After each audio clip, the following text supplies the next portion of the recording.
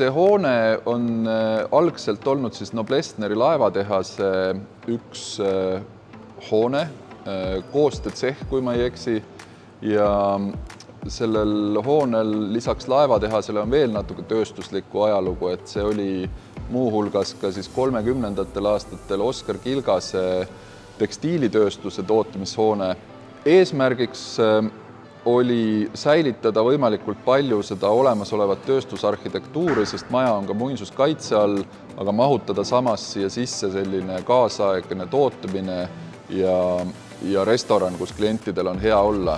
Nüüd me oleme siis koostöötsehhis. Siin on see Eesti-aegne kihistu pluss nõukogudeaegne kihistu segunenud ja restaureerimiskontseptsioonis oli siis see, et prooviti neid kõiki kihistuid nähtavaks jätta. Suurimad väljakutsed siin oligi selle tööstuse paigaldamine siia, aga ka mingisugused tööstusele vajalikud sisendid nagu linnavesi, kanalisatsioon, kuhu õlu läheb pärast seda, kui ta maha kukub ja nii edasi.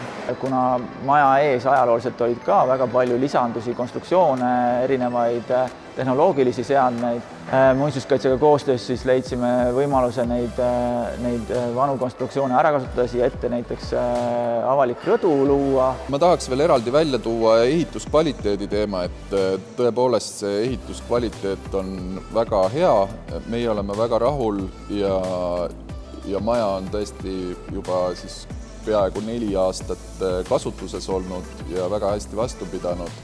Nii et meie oleme igati rahul ja ma loodan, et ka üks partner ehitus on rahul siis meie kui koostööpartneriga.